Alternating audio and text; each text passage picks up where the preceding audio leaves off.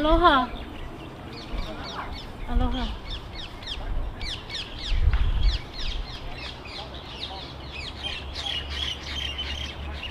My Pupu li'i. These words were the sound of death in the islands in 1853.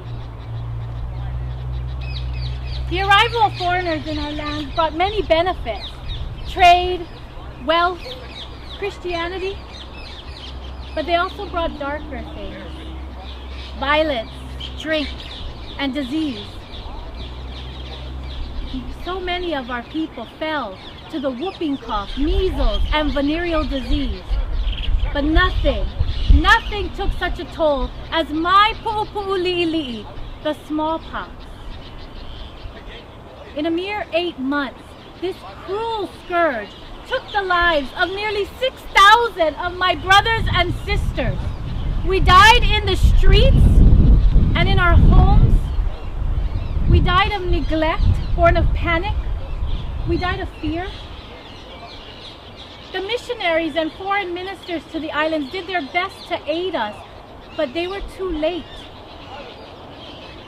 Foreigners had sealed our fate the moment they brought this foul disease to their shores decades ago. Who am I to judge them, you ask? My name and the place of my birth do not matter. I am one of the dead. I am Hali'a. I am memory. And it is only through memory that mankind can prevent the tragedies of the future. The threat of smallpox loomed over these islands for many decades. We heard of outbreaks in Tahiti and other island nations throughout the Pacific with dramatic consequences. As a result, the king signed a quarantine law on May 29, 1839, with the knowledge that smallpox had struck ships sailing in the Pacific and lurked in many American ports, visited by vessels bound for Hawaii. It was against the law for any Hawaiian canoe or boat to call on a foreign vessel in the harbor until it had been visited by a health officer and pronounced clean. If disease was found on board, the crew found itself at the mercy of royal health officers for the next 42 days. Any sailor found leaving a quarantine ship could be fined up to $1,000. One could tell that a ship was infected by the ominous yellow flag it was forced to fly. These flags became symbols of terror amongst my people. They meant that the plague had arrived.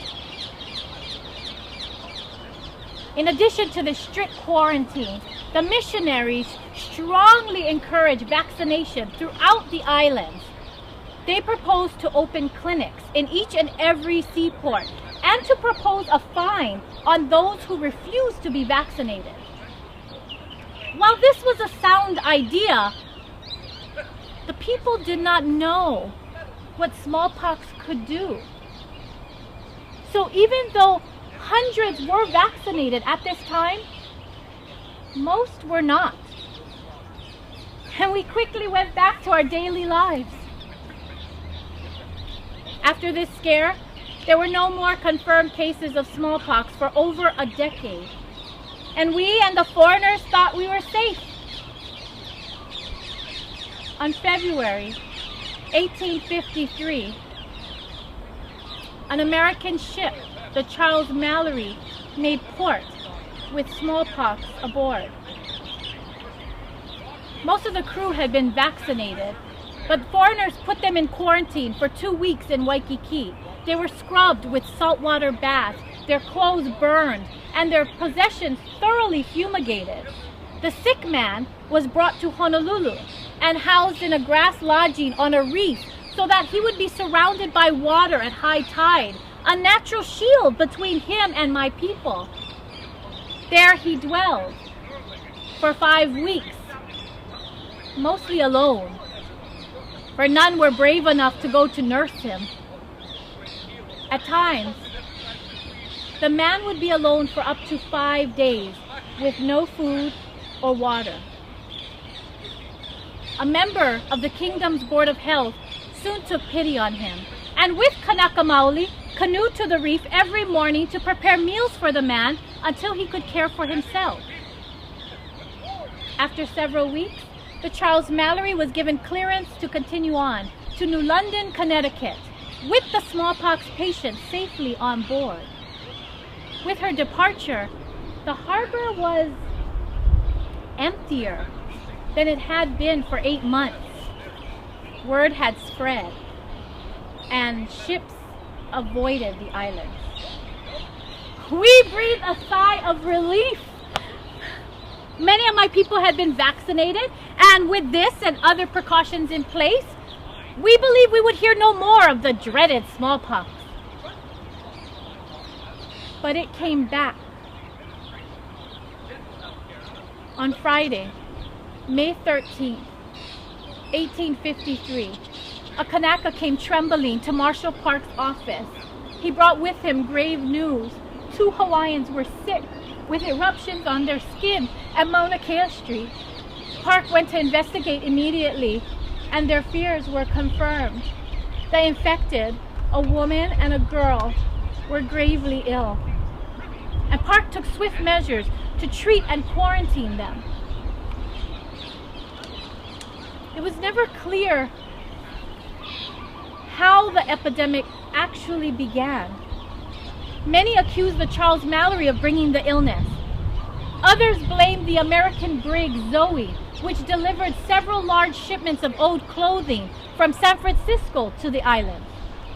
Others traced the infection to a family who made and sold lei in the heart of the city. It did not matter. The disease had arrived, and it was spreading. As my Pupu spread to more people, the king acted quickly. He approved an act relating to the public health, which created what became known as the Royal Commission for Public Health. He appointed Prince Alexander Liholiho to head the commission, with foreign authorities Dr. G.P. Judd, Dr. T.C.B. Rook, and Marshall Park to the commission, and tasked them with setting up a board of health for the entire kingdom. They were given the authority to supply medicine, food, clothing, lodging, at government expense to smallpox victims. The commission quickly sprang into action, but it was too late. The disease had taken hold in Honolulu, and Kawahepela, the time of smallpox, had begun. A serious case of smallpox usually lasts between 3 and 4 weeks. The first symptoms include a high fever, body aches, and vomiting. A patient is most contagious in the next stage, when a rash of small red bumps appears, originating on the face, mouth, and tongue, and then begins to spread throughout the body. The bumps eventually grow, fill with fluid, burst open, and scab over. One remains contagious until the last scab falls from the body. These sores ravage the skin and often leave large pitted scars called pockmarks. The disease is spread by person-to-person contact and can live in soiled clothing and bedding. Panic ruled when smallpox appeared. People fled their homes and took to the woods.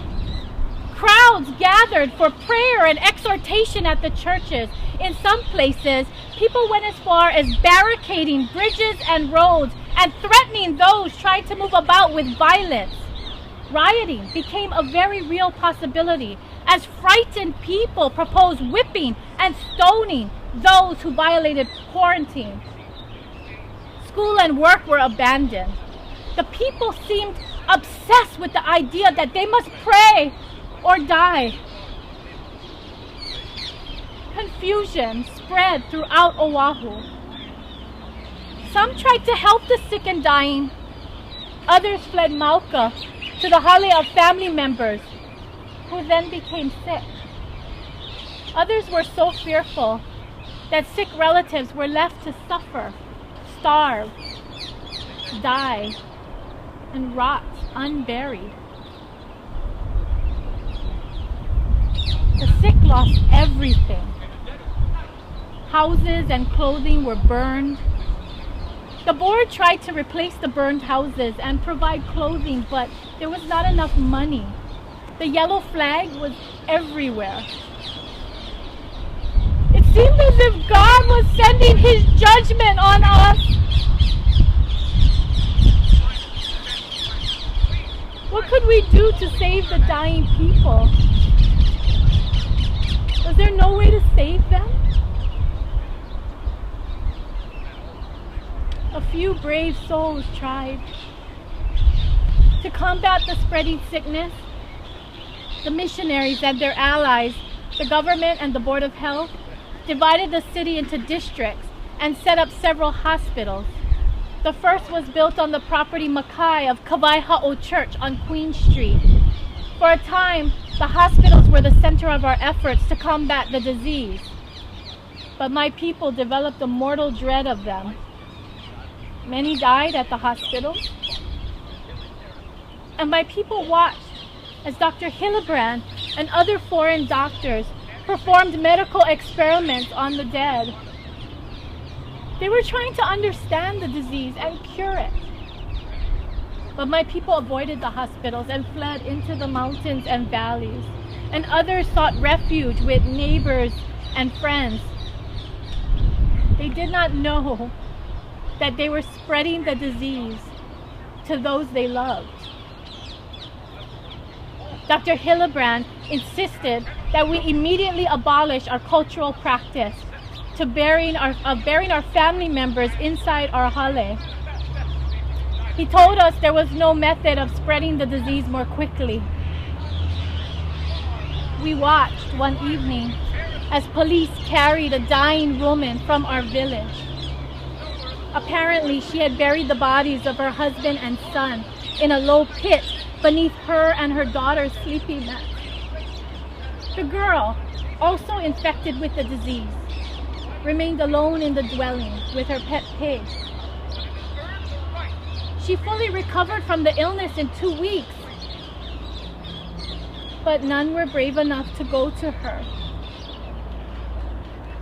Hawaiians and Americans alike watched as the little girl starved to death.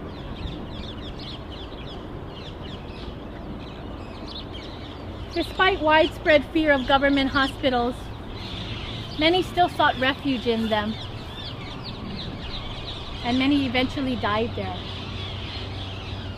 So many perished that the cemetery outside of the Queen Street Hospital became a stinking horror. By the middle of October 1853, over 1,000 bodies were jammed together in the yard, mostly laid to rest on their sides, no more than 6 inches apart.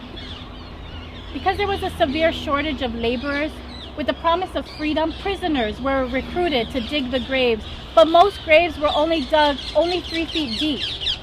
So when the sandy earth settled and the rainy season began, countless dead resurfaced, flooding the yard with a pestilential, putrid vapor.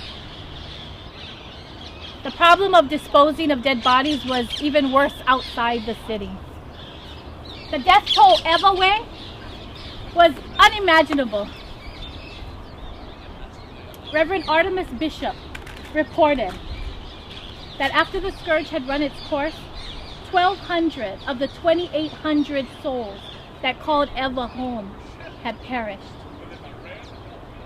There were no prisoners or police to push the carts or dig the graves in places like the Eva Plains or the Waianae or Ko'olau Mountains.